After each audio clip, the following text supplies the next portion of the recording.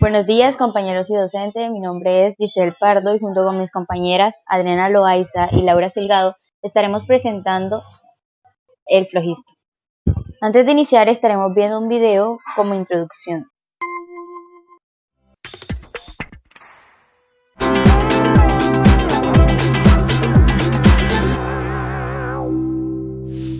El flojisto era un objeto de conocimiento socialmente aceptado hasta la segunda mitad del siglo XVIII, con independencia de que muchos de los científicos de la época ni siquiera lo conocían.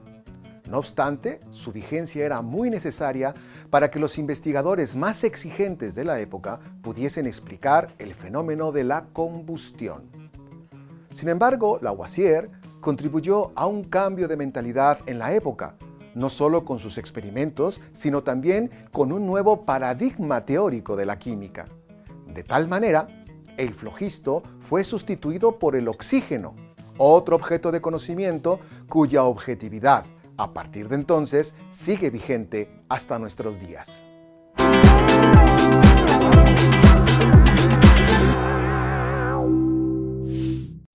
¿Qué es el flogisto? El flogisto es la teoría científica ya refutada que buscaba dar una explicación al proceso de combustión a través de la existencia de una sustancia que tienen los cuerpos susceptibles de sufrir una combustión llamada flogisto, cuya presencia sería la que provocaría que el objeto ardiera. Se considera como la primera gran teoría de la química moderna y fue postulada por el médico y alquimista químico George M. Stack a principios del siglo XVIII, basándose en los trabajos previos de su maestro J.J. Stack suponía que el calor puede presentarse en dos formas distintas, libre y de combinación. Esta segunda forma es a la que él se refería como flogisto. Esta sustancia es inherente a todos los cuerpos combustibles y por lo tanto la combustión sería el paso de esta forma de fuego combinado a la forma libre, donde se pueden apreciar con los sentidos. El flogisto sería una sustancia que contiene todos los objetos combustibles, que es el que arde realmente, y que al acabarse solo dejaría las cenizas y los desechos que quedan tras la combustión.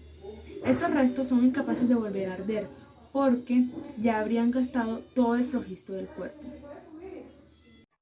Esta interpretación sobre la combustión fue debatida a finales del siglo XVIII, cuando el químico y biólogo Anthony Laurent Lavoisier, conocido por sus estudios sobre la oxidación de los cuerpos o la ley de la conservación de la masa, demostró que la combustión era fruto de una reacción química relativamente rápida y de carácter exotérmico. Se comparte la afirmación de que este modelo ha sido reducido por el hecho de que el problema histórico y epistemológico que presentó fue el del empleo de este elemento hipotético denominado justamente flogisto o flogistón, problema que será resuelto cambiándolo por el oxígeno, con lo cual quedaría explicado el paso de este modelo al de la oxidación. Es preciso puntualizar el significado que tuvo la propuesta de Stahl a la construcción histórica de la química como ciencia.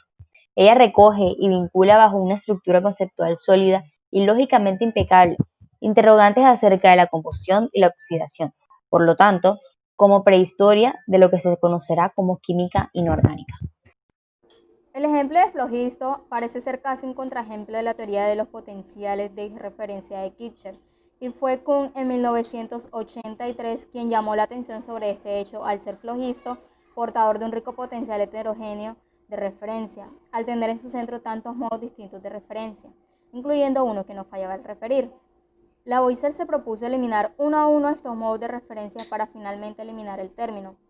El ejemplo de Kirchner en 1993 de la identidad entre aire desflogistizado y oxígeno no salda la cuestión, ya que para Lavoisier no hay diferencia entre ambos. Él mismo los utilizó como sinónimos.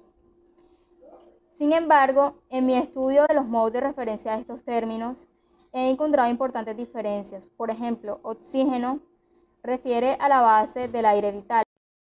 Debía aceptarse no solo que el flogisto no era parte de los cuerpos combustibles, sino también que para que un aire fuera tal debía combinarse con una importante porción de materia de fuego, asuntos que no tomó en cuenta Kirchner.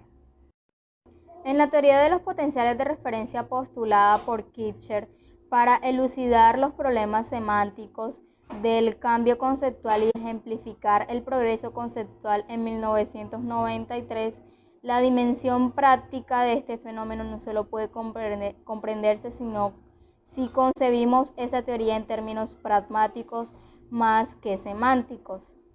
Con esto último damos por terminada nuestra exposición. Muchas gracias.